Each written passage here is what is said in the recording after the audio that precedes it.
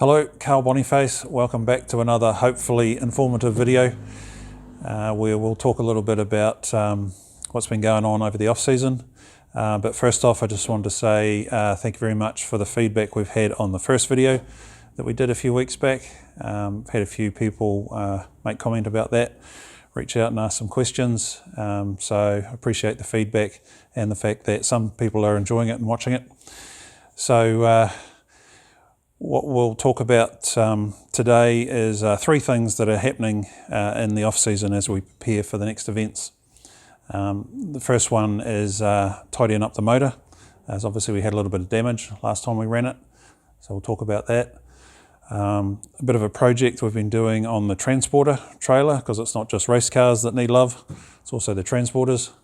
And also we'll talk a little bit about the hot rod gel bar van that some people will be familiar with as well. We've been doing some work on that. Okay, if you've watched our previous video, you'd be aware that we had some damage to the motor on our last run, which was actually our personal best too, by the way. Funny how that works out. So we've had a chance to tear it down. Glenn and Lee, my son, have torn it down.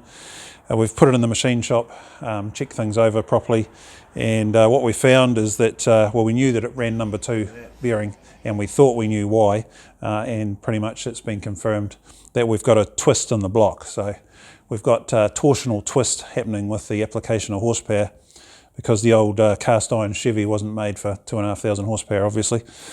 It is an issue that we've had previously on the old junker motor that we used to run years ago, and that thing used to twist up like crazy to the point where on the run we'd be dropping frost plugs out on the ground and cracking up the concrete inside, all those sort of things. So this one is a little bit stronger. It's still only a straight 4-bolt block.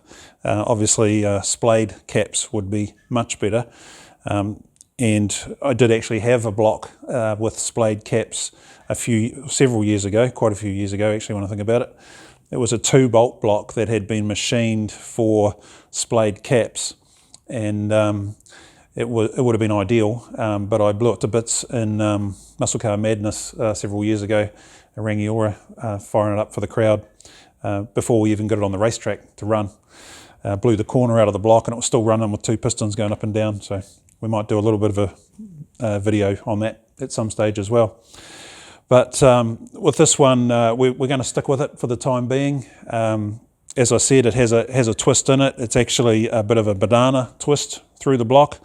So we've machine honed the tunnels to allow for that. And we've just got to tidy the crank up a little bit too, which is something we didn't really want to have to do, but we are going to have to. So it pretty much puts us on notice that this old girl's getting to the end of its life and we need to step up to something a bit stronger in the future if we're going to keep running it at 90+%, which we are. So where to from here? We'll probably step it up in the future to a dart block or something like that, because we're quite keen to stick with the old cast iron, big old heavy lump in the front. But for now we're running the Chevy and we're running it hard. So we're waiting on some bearings of all things. Freight delays, just like everybody. You think somebody would be better organised and have bearings on the shelf, but no, I don't. So we're waiting on them to come in. They're sitting in customs. When we get the bearings, we'll mic up the crank and then decide how far we have to go with that. But other than that, the rest of the motor's perfect. We did a leak down before we took the motor out, which we do at the end of every race day anyway. We do a leak down just to tell us pretty much where we're at. And it was running 2 to 4% around the cylinders. So, you know, everything's still nice and tidy. And we got the roundness checked anyway at the machine shop and it's all spot on. So there's plenty of life left on this old girl. We just need to take it a little bit easy on the crank. But we'll get it back out there and give it a hammering. Righto, so that's all we've got to report on this thing. I'll give you another update when we get things back together. So now we're going to talk about this old girl, the old gel bar hot rod, something that I've had since I was 17 years old. Love this thing, haul it all over the country. So we'll give you a bit of an update as to what we've been doing on this. Oh, where'd you come from? Righto, let's go and talk. Oh, I love this bus. I've been all over the country in it several times. Lots of events, loaded to the hilt. Always gets me there, always gets me back. So we've had to do a bit of maintenance through here. Just with it being outside a wee bit over the years, it had developed a little bit of rust through the gutter here, gutter channel on both sides. This side a little bit worse than the other. So took it to a friend of mine, Mark Brookland, who did all the panel work on this when we first put it together. And he was able to work his magic to get in there, clean it up and weld it all with no buckling, with a very minimal amount of damage, because obviously we didn't want to affect this beautiful signage that Robbie Miller did a few years ago, hand done signage. We didn't want to hack into that or warp it, so we're able to get through that process reasonably easily. We've got a few other things we need to do to this thing. A little bit of a suspension issue on the back end due to the weight that it carries from time to time, so we're just going to beef that up a little bit. Other than that, not a lot. We don't do a lot of maintenance to this, just blow the dust off it and fire it up and take it to an event. So got to get it ready for Beach Hop. Going to be at Beach Hop in November. Heading up the Castrol Thunder Cruise again, which we quite often do, and taking the car out to Onimana to fire it up as well, so make sure you're there.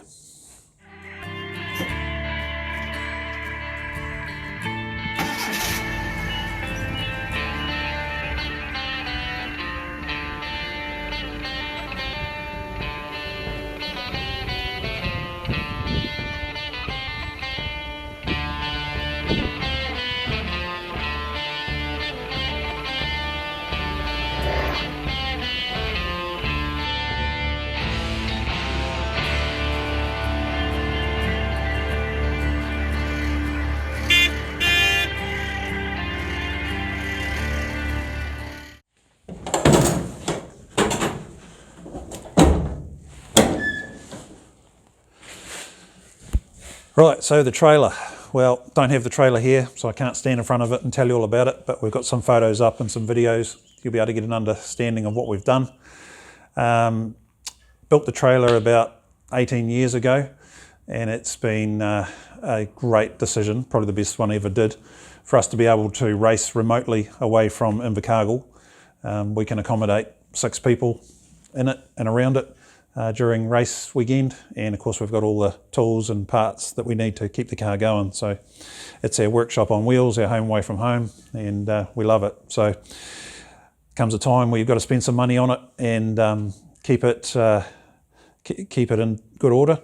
So we've had an issue over the last couple of years with water starting to get in on the roof, and one particular time a few years ago, arrived up there off the plane, opened the door and poof, mould in the bedroom, took out the mattress and carpet and all sorts of stuff.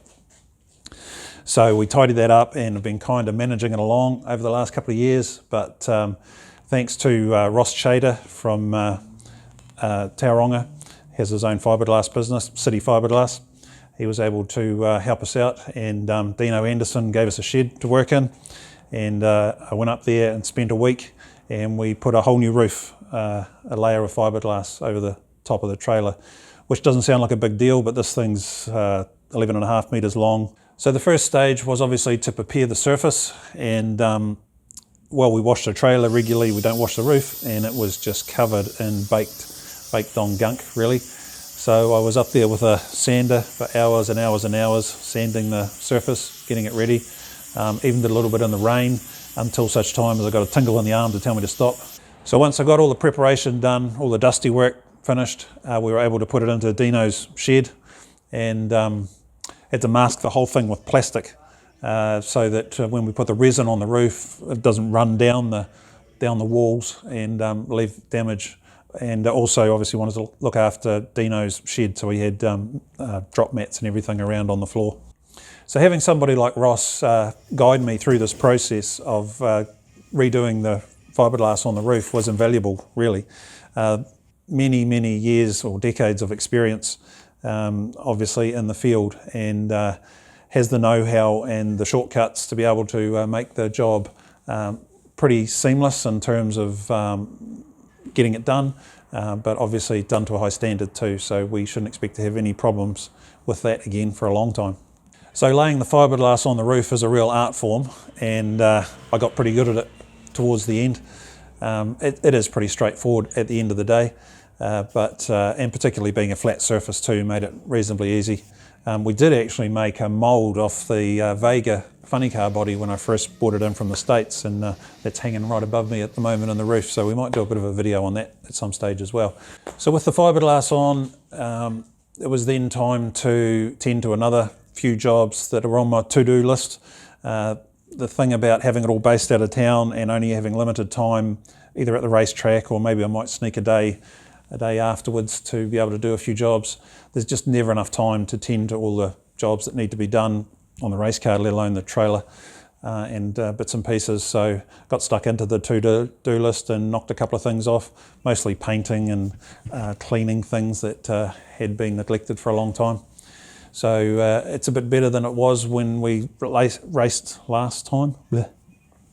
So in typical fashion, it doesn't matter how long you work on something, how organised I try and get. I was there for just on 9 days, I think, for this process, but for some reason it still came down to working right up until 1 a.m. on the Saturday night before I was due to fly home in order to get everything done. I thought I was on track through the week. I was ahead on a few things, behind on a few others. Fiberglassing was done well in time. That wasn't a problem because that was the main focus, but all the little jobs that I wanted to do might have got a bit over ambitious perhaps. And time started running out and I was thrashing around, as I said, till 1 a.m.